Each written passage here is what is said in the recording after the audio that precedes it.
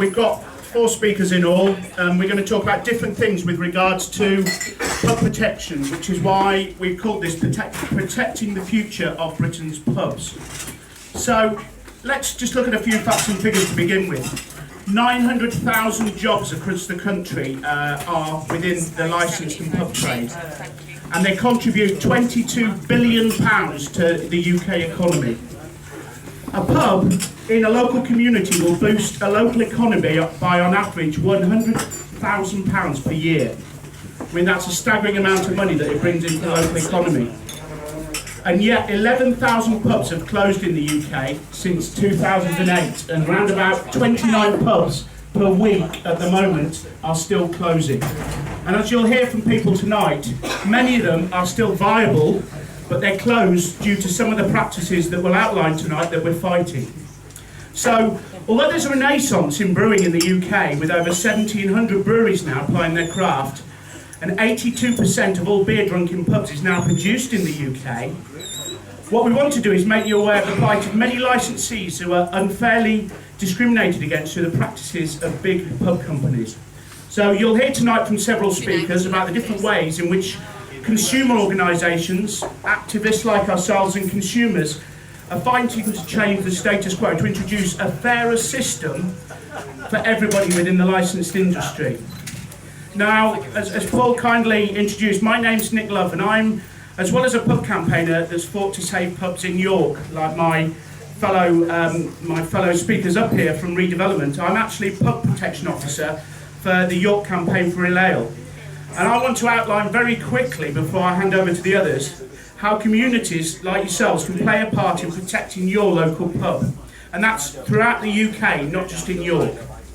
So although myself, Paul Crossman and Graham Wilson, who's here from the Golden Ball, have been advising City of York Council on pub protection, we now one of the most pro-pub policies in the whole of the UK for a council.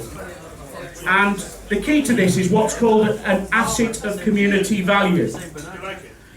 And what that means is, if you get a pub designated by a local council anywhere in the UK as an asset of community value, it is automatically protected from the possibility of redevelopment or change of use without the need for planning permission.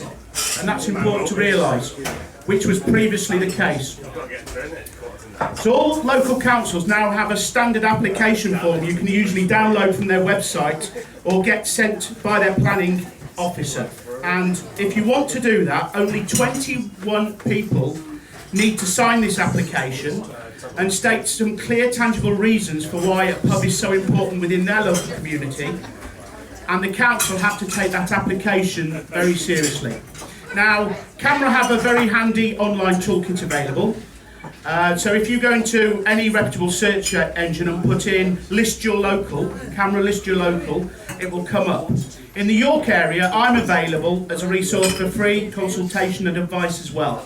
So you can come to me if you want to know about the first stage for listing your local as an asset of community value.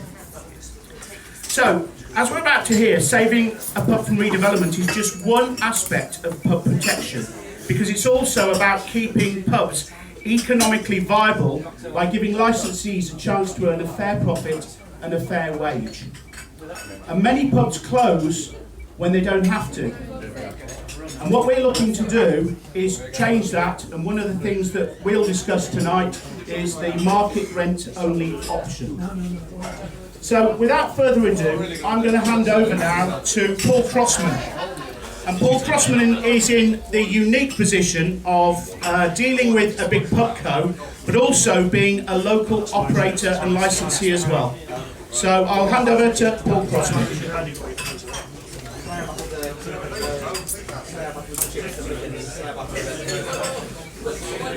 Right, thanks Nick. Hopefully any of you who are in York might know pubs that we run. I'm a licensee of the Swan pub on Bishopthorpe Road, and I'm also one of the partners that own the freehold to the Slip-In, the Volunteer Arms and the Wallpack as well. As you can see, our pubs kind of follow a model. We concentrate on community-orientated, real ale-led pubs, very much like the one that Mandy run here. And I can tell you from the inside, my inside experience of both models, I can tell you that there is. Oh, sorry, sorry. Can you hear me now? There is simply no comparison between the two models. Running a Tide pub is utterly different to running a free of Tide pub. Running a free of Tide pub is the way that pubs should be run. Running a Tide pub, you are basically trying to run a business with one hand tied behind your back the whole time. At the crux of the issue is the idea of the profit share that is available to the people that actually run the pub. If you run a Tide pub, you are guaranteed to be buying your beer at way above market price that you'd be able to buy it from a free of Tide operator. If you're a free of Tide operator, oh, I have my elbow lifted. And when we first took the Swan on, it was in 2008, and I would say that we were at that point probably routinely paying about 50 to 60% more for our beer than we would be if we were free of Tide. That ratio now has increased to the fact that we are now routinely paying 90% more than we would pay if we were free of Tide, and it's not at all uncommon for us to pay 100% more. And I know that from the invoices that I deal with every week in, week out. There's a lot of factors involved in this. There are changes to the structures of the supply chain. SEBA, for example, is a very interesting case in point because it sounds like a really good thing, and it is a really good thing in terms of being able to get different beers through the beer side, but it's the single most expensive way that we buy beer, and that is in almost every case, you pay 100% more than you would pay free of Tide. That's the point that it's reached now, and you can imagine that the share of profit left to a Tide operator, especially if they're like me at the Swan, who basically has a fully maintaining lease. We have all the obligations of a freeholder and about half the resources to actually maintain the pub. And this is what's behind what is happening. If you look around yourself, at villages, towns across the country at the moment, there are pubs boarded up, and I will guarantee to you that in 80–90% of those cases, somewhere lurking in the background there will be a pubco. Whether it's currently owned by a pubco, whether it was sold by a pubco within the last 2 years, that pub at some point, chances are, it will have been run down through profit stripping, asset sweating by these pubcos who exist now. They exist purely, in large part, Punch especially, to service the interest on the debt that they built up when they went on a massive buying spree, buying up between them roughly half our national pubs in the late 90s and 2000s. At one point, they did own, I think, about 48% of our pubs between them, these big pubcos. Punch Taverns, at the height, owned about nearly 10,000, 9.5, 9, something like that. They now have had to basically asset strip their estate because they got to the point where they owed £2.4 billion. They were too big to fail at that point, and they were bailed out by their bondholders. They now only own £1.6 billion, and they have an estate which has been reduced from 8,500 pubs to 3,500 pubs. That's 5,000 pubs that they've liquidated, and they've obviously gone for the best price they can possibly get in most cases, which means they're not selling to licensees, no matter how much we beg them to buy our freeholds, and I have done.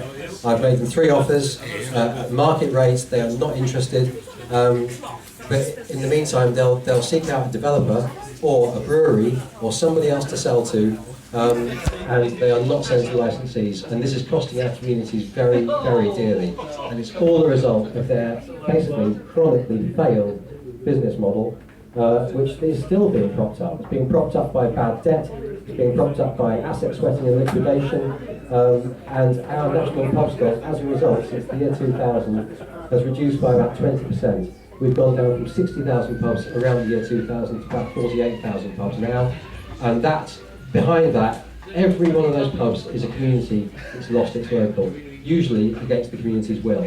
Now, that's not always the case, because one of the big things that you'll hear about is viability, and people love to trot out the phrase, well, it's basically simple, use it or lose it. If you don't go to your pub, you're going to lose your pub. Well, why is anyone going to go to a pub that's basically crap?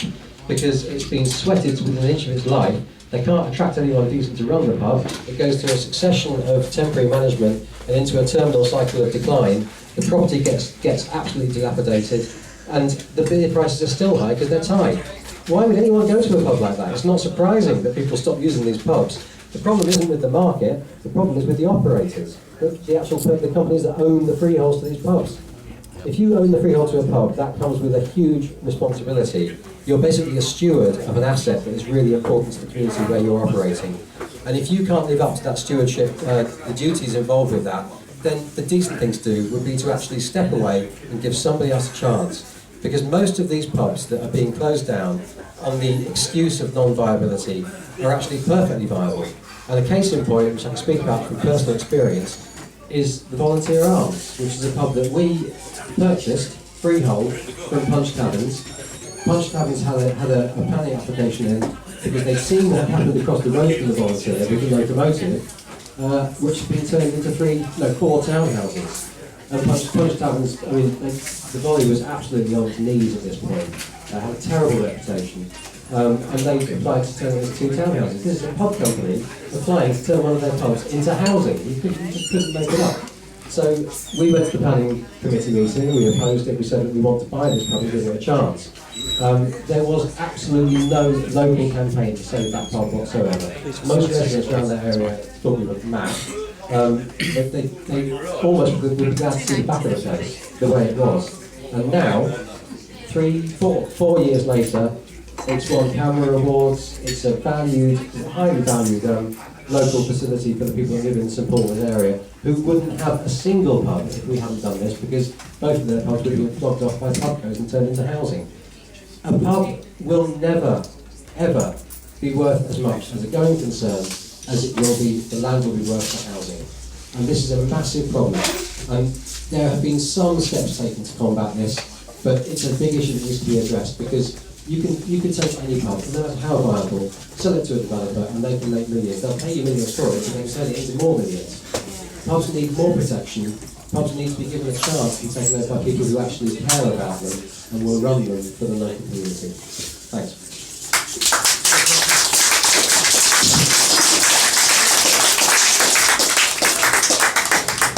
Thanks very much, Paul. Powerful message there. So we move to our next speaker, Gareth Epps. Gareth was the Public Affairs Coordinator for Fair Deal for Your Local, and he's also on the National Pubs Campaigns Committee for CAMRA. Thank you very much, Nick. Thank you very much to the Rook and Gaskill for their splendid hospitality throughout the rugby match. Shame the result couldn't have gone the other way, but... I want to just talk to you today about the theme of pick a pub and save it, and about what a small group of people, any number of you, just one table in here tonight, can do to save your local pub, your local community asset, and about some of the campaigning that I've been involved in over the last few years. I am, as well as being active within CAMRA nationally, also a Liberal Democrat for my sins. Please don't hold that against me. My first act of casework when I was elected as local councillor in 2000 in Oxfordshire was 2 days after I was elected, rehoming a couple who'd been the landlord and landlady of the village pub in a place called Finstock for 30 odd years, whose pub had been owned by the family-owned Murrells Brewery, based in Oxford. Murrells had been taken over by Green King. Green King tried to triple their rent. When they refused to accept that, they were thrown out of the premises that they'd run for 30 years and made homeless. I got them rehoused. I put myself on a learning curve about what is called the Great British Pubco scam that Greg will talk about in a minute. I've been involved in campaigns to save pubs in Berkshire when I lived in Reading, particularly the Jolly Anglers in Reading, which was the first time we were able to get Enterprise Inns to rescind a restrictive covenant they put on a pub that they'd flogged to a private developer, and with the intention of it never opening again. We were able to, through a community campaign, cross-party, to get them to reopen that pub after 9 months. There are a number of things that we can do.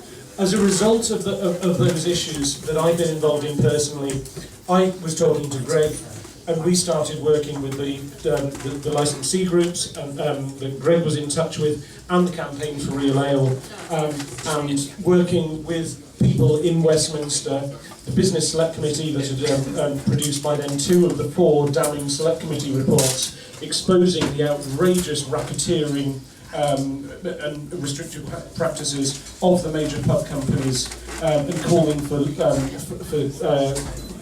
legislation to be tabled to bring the companies into line. In November 2014, after we were able to persuade the coalition government to take action, Greg and I and a load of people working on a budget of virtually zero were able to defeat the coalition government, probably the proudest day of my life. The Liberal Democrats in the room will not be surprised at that. When we were able to significantly amend that legislation to enable the tied licensee to be able to pay a fair market rent only. That legislation is due to come into force in May. We haven't seen the final detail yet, but we are reasonably convinced, after 18 months of very hard slog, that we will get the legislation that the licensees need. On that evening, I'd arranged to help out a fellow camera activist based in Hackney called James Watson, who was very keen to talk to ministers about the planning system and the way that the planning system mistreats pubs and mistreats communities. James lives in Hackney, he's an engineer, he was shocked and appalled to see his local, backstreet local called the Cheshire Arms, bought by a private housing developer and shut and turned into offices without planning permission needed at all, due to permitted development rights. James had an idea, which was that government, if it was serious that pubs were community assets, then the government needed to give the community asset legislation some teeth, so that a pub couldn't, a community asset, couldn't be somehow expunged, somehow removed, without needing any sort of change in law and without needing any consent from the local authority.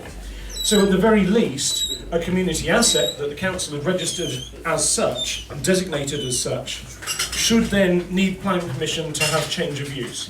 James was determined to speak to ministers. He'd written to Eric Pickles, he'd written to Stephen Williams, the Liberal Democrat, within the Department for Communities and Local Government. And Whitehall bureaucracy had meant that he'd not been able to get close to any of the deal makers in power. I'd approached Stephen, and between us, I managed to persuade Stephen to meet James and to give him the chance to pitch his idea. Then the government whips intervened and decided that on the 18th of November there would be a vote on market rent only option. And so there were about 100 very, very happy licensees in the Red Lion in Westminster who were celebrating defeating the government. So we decided we'd meet the minister there. After a mix-up where the minister went to the wrong pub, James and I got talking to him.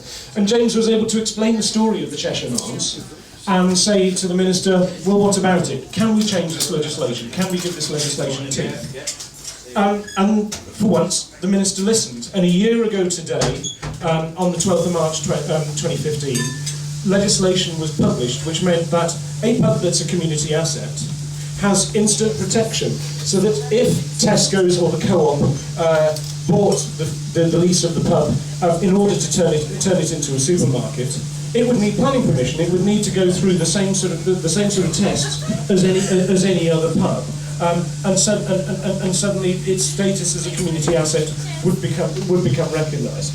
I have to say that James's initiative, and this is someone who's not a member of a political party, who got involved in camera because his local pub was under threat and for no other reason, was able to instigate a change in the law, and a change that has been spectacularly effective and is already saving, I think, on a weekly and monthly basis, a number of pubs, and has meant that supermarkets have started to change their planning policies so that when they're looking for sites, they're very, very careful about looking for local pubs and go into shut pubs at their peril.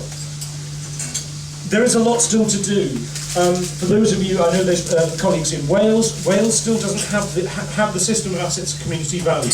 We need to get that through. In Scotland, where I now live, because I moved last year, we don't have reform of the pub industry, so we still have licensees being mistreated by pubcos, and Scottish Thai licensees are getting a worse deal than licensees in the Thai trade in England and Wales at the moment, and we need to change that. But the message I just want to send out tonight is a very, very small number of people, without necessarily a budget, but with the passion to change things, can really succeed. There is a lot of work that Paul and I and Greg and many others are doing to ensure that we can do this, and to ensure that, having won the campaign for Real Ale, in my view, the campaign to save the Great British Pub is also won. Thank you.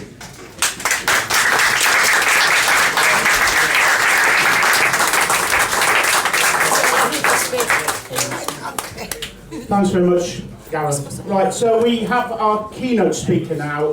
To a lot of you, he'll be a familiar face, having spearheaded the fight within Parliament to change legislation to help the licensees and also in the pub trade. Greg Mulholland MP is the chair of the all-parliamentary Save the Pub group. He was a coordinator for Fair Deal for Your Local. He's now the chair of a new organisation, the British Pub Confederation, and he'll explain what that's about in a minute. And just recently, he was awarded, I think, a record-breaking 3rd national award from CAMRA for his, obviously, dedication to pub campaigns and beer campaigns. So it gives us great pleasure to invite Greg Mulholland to speak.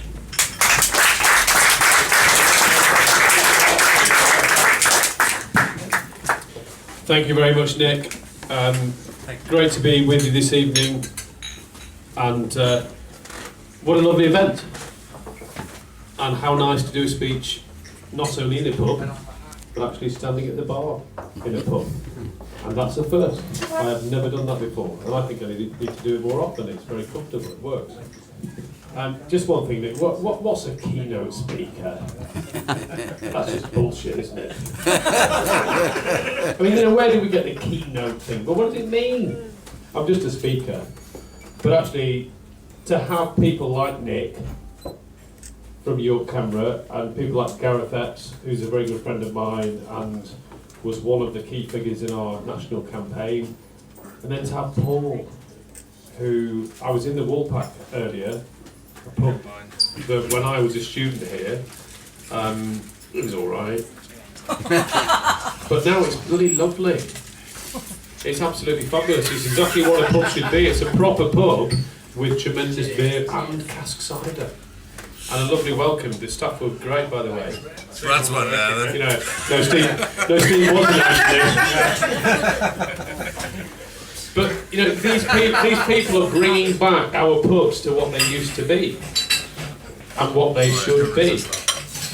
And you know, one of the extraordinary things that I've learned by being part of the campaign that I've now been involved in with a lot of you in here is that actually these are really, really bright people.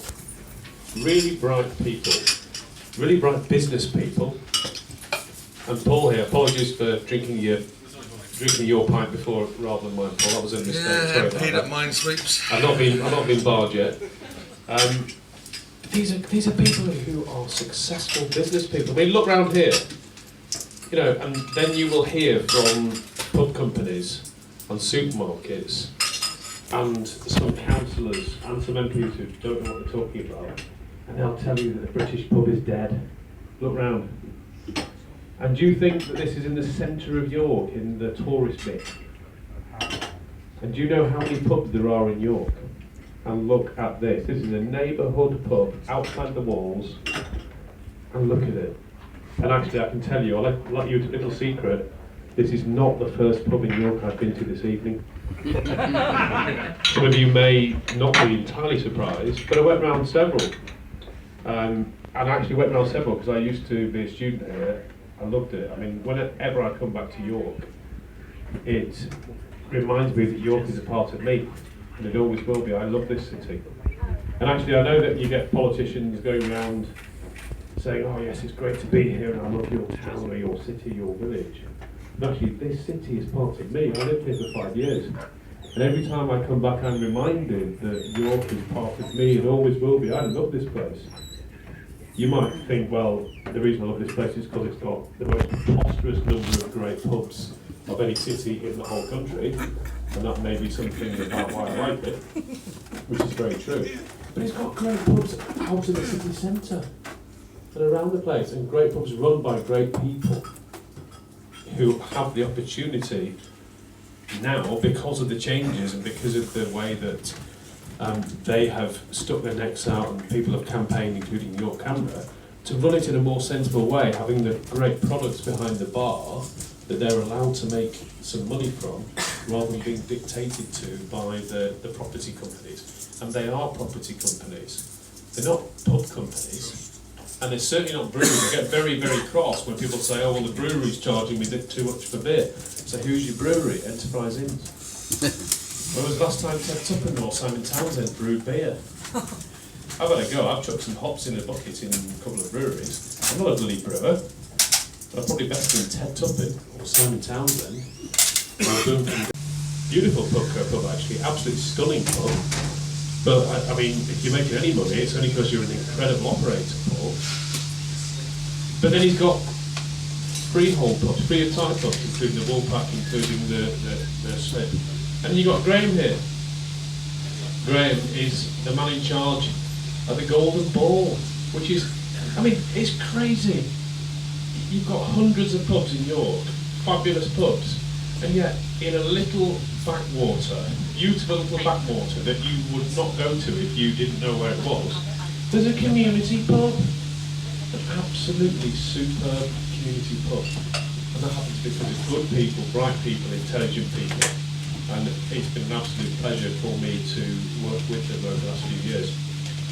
But it was funny because I walked, I said to Nick, I said I want to go to Victoria, just up the road, and the reason I said I wanted to go there is because despite being a student and living up in Heslington and being there for 5 years, I've never been there. Because apparently when I was a student, they didn't like students. But they didn't like students. Sorry, no offence to students here. But they didn't like students. And, you know, I never went there. It's crazy. Because in York there were so many pubs that went everywhere else. So I said to Nick, I've got to go there. Went in there, very nice pint of Old Mill Blonde. Very good pint. So tick it off the list. Nick got on his bike and cycled here. I then walked round the corner and I walked past, well, to me, it will always be the spotted cow. It will always be the spotted cow, and it was really, really surreal because I walked past the spotted cow in one of the best pub cities in the country, and it's a Chinese restaurant. I don't even know the history of it, but I actually stopped. I've never been there. I'm thinking about not going to places that used to be pubs for any reason. By the way, this is being filmed, that's some wheat beer. You looked at this beer, well, it's a wheat beer, it's fine. It's supposed to be like that. No, it's fine. But I walked past it and I stopped and I looked, because I've actually, in fact, I realised this little tiny geographical area it should be very famous because I have played more gigs musically in this tiny area of the world than anywhere else. I played here once, and I played. You did invite me back, but you said you weren't going to play. And I played twice at the Spotted Cow. So I played 3 times in this tiny area. So I stopped and looked at the stage in the Spotted Cow. For those of you who are from York and used to be here, it was a really strange thing. I remember being in there, and it was a pub, and now it's a Chinese restaurant. And it closed. And it's happening all over. And okay, in York, there's so many fantastic pubs, and there's fantastic people like Paul and Graham, and fantastic campaigners like Nick. And if you've got the passion and if you've got the intelligence of these people, top business people. And then someone else I know, Barry over here, who he knows what he's doing, runs pubs well, can see the flaws in the Marston's business model. These people know what they're doing, and you're campaigners who can communicate, and you get sidelined and people say, oh yes, you're all failed licensees, you can't. And then you come to a place like this, or you go to Paul's, pubs or users to change the laws. That's how you do it. And they do, and that's great.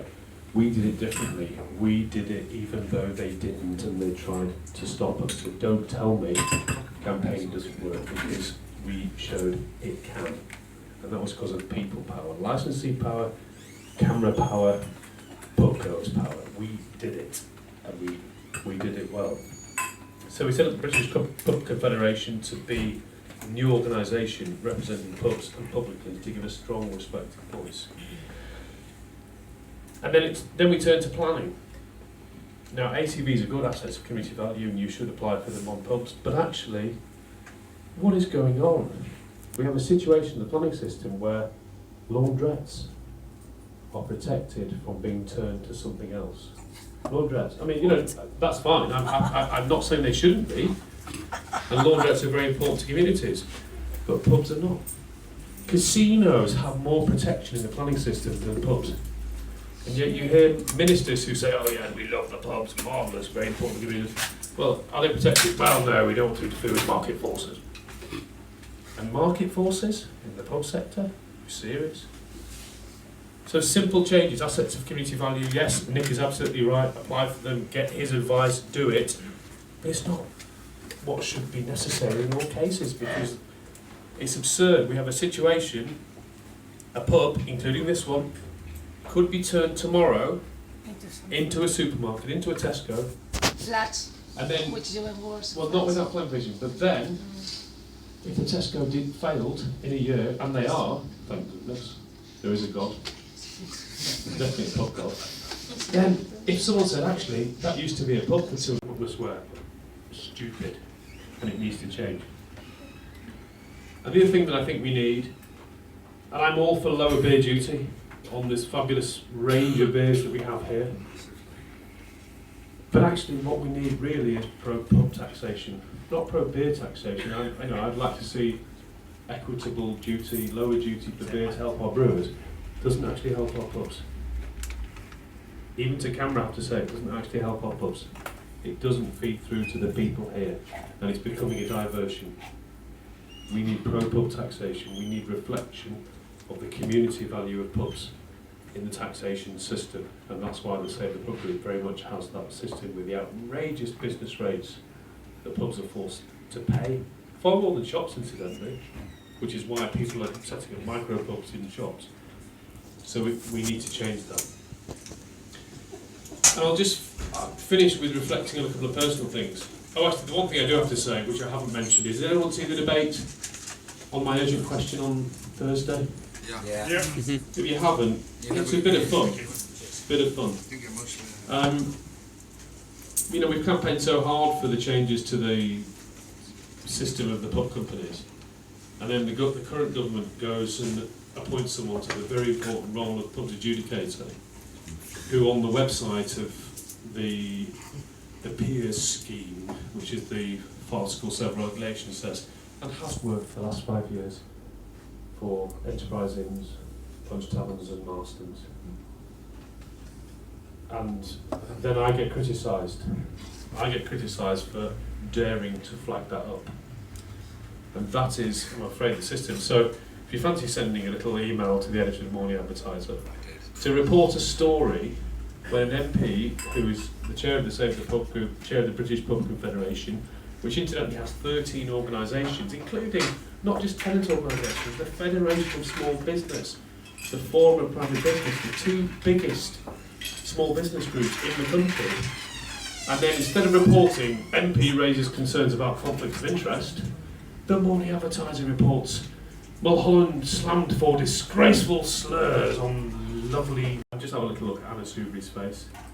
She thinks she's Margaret Thatcher. She wears that horrible blue colour that Margaret Thatcher. For anyone of a certain age, and there's a few of you here, that horrible blue colour is always sort of seared into, and I'm not being party political, but just seared into your eye. She thinks she's Margaret Thatcher, and actually Margaret Thatcher is Prime Minister. Anna Soubry is just pompous, ignorant and wrong. And that's what she was.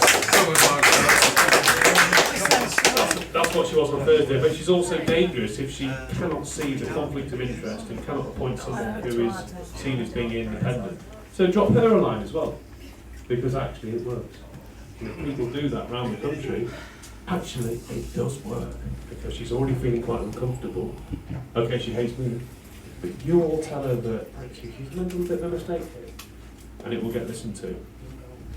So on a personal note, I'll finish with this. I love this city. I lived in this city for 5 years. It is one of the best cities in the whole world, and I wish I could get back here more often, but it's an absolute pleasure to be here.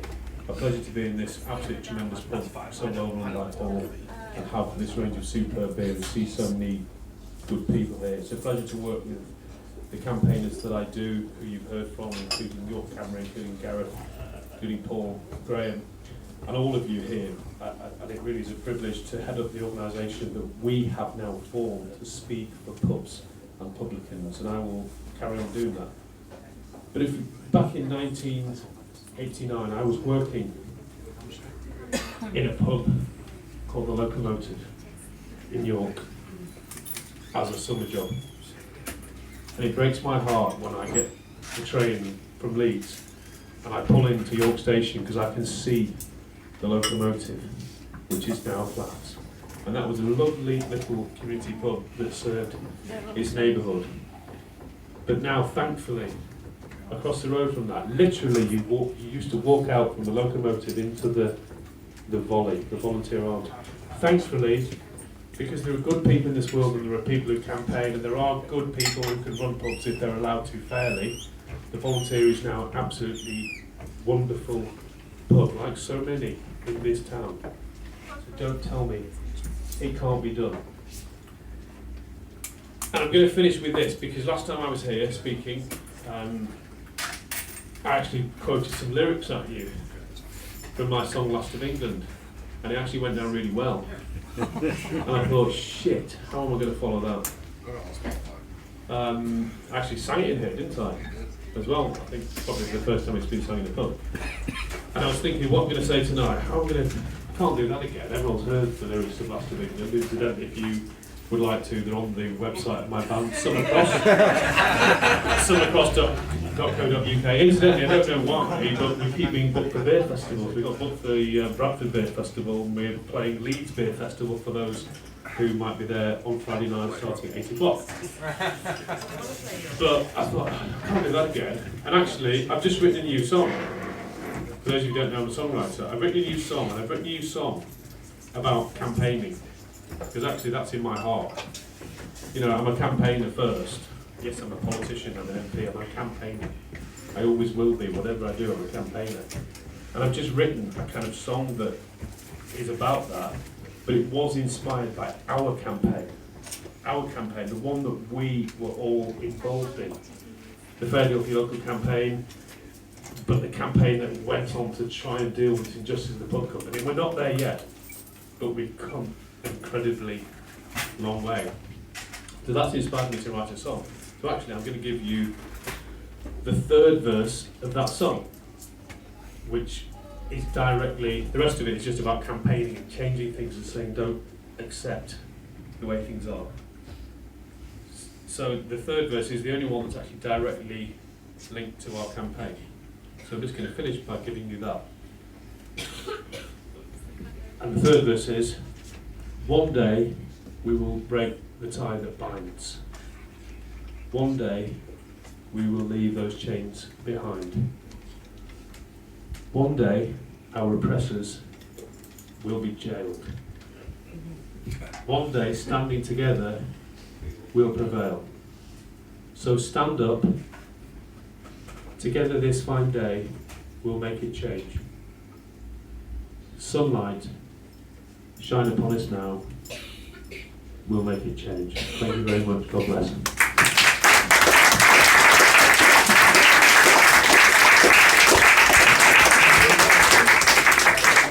Thanks, Greg. Inspirational there. So, thanks for coming. Thanks for listening. A closing remark. Don't leave it to other people. If you really care about the future of the British pub, you care about your local pub, just remember the quote that evil prospers when good men do nothing, and it's true. Get involved. Don't leave it to other people, because there might not be anyone else to leave it to. So get involved, come and speak with us afterwards if you want to. Thanks for turning up and thanks for listening.